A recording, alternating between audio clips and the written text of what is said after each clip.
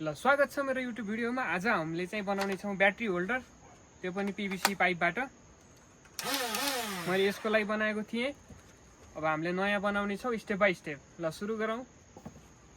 ल यसलाई बनाउनको लागि एउटा पीवीसी को सिट चाहिन्छ। यो चाहिँ गोलो पाइपबाट तताएर बनाएको, अनि एउटा चाहिँ कुन ब्याट्रीको बनाउँदै हुनुहुन्छ त्यो ब्याट्री चाहिँ चाहिने भयो। मलाई चाहिँ यसको बनाउँदै छु 9.5, अनि यताको साइडको छ अर्को चौडाइ चाहिँ हाम्रो 10.5 छ।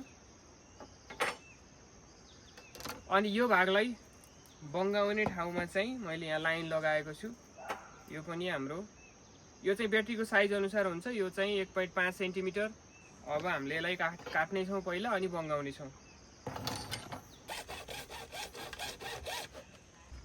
अब यसलाई यहाँबाट यति काट्ने, यो भाग र यो भाग यसरी काट्ने। अब यसलाई यता घुमाउने। लाइटरले पोलेर यसरी घुमाइसके। यो चाहिँ यसको साइज बराबरको छ।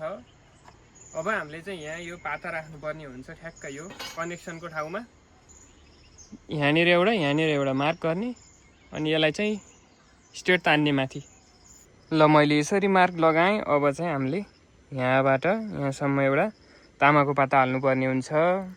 त्यसको लागि म यो लिन्छु र अनि यहाँबाट दुईटा पाता काट्छु यो साइजका। ल तामाको दुईटा पाता चाहिँ यस्तो भयो। यहाँ होल गरेको छु यहाँ तार कनेक्सन गर्नको लागि।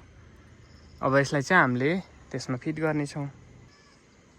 ल एउटा चाहिँ भइसक्यो। अब अर्को पनि सेम त्यस्तै।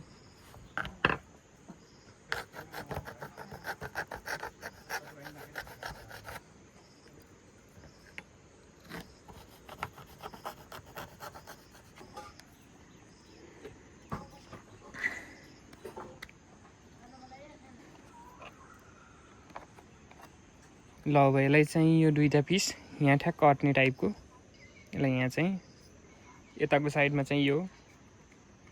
ल अब चाहिँ हाम्रो रेडी हुन लागेको छ। अब यहाँ कट गरेर चाहिँ यो निकाल्ने। ल हाम्रो ब्याट्री होल्डर रेडी भइसकेको छ। यहाँ चाहिँ यसरी खोल्सो पार्नुपर्ने हुन्छ, किनभने यसको लागि सिम्पल। अब यसलाई चाहिँ ठ्याक्क हामीले यसरी हाल्ने। अब यो लक हुन्छ। अब यसलाई दबाउने, अनि बल्ल निस्कन्छ। यहाँबाट कनेक्सन, अनि यहाँबाट एउटा तार कनेक्सन गर्न सकिन्छ र यसलाई बक्समा ठ्याक्क राख्न सकिन्छ यसरी।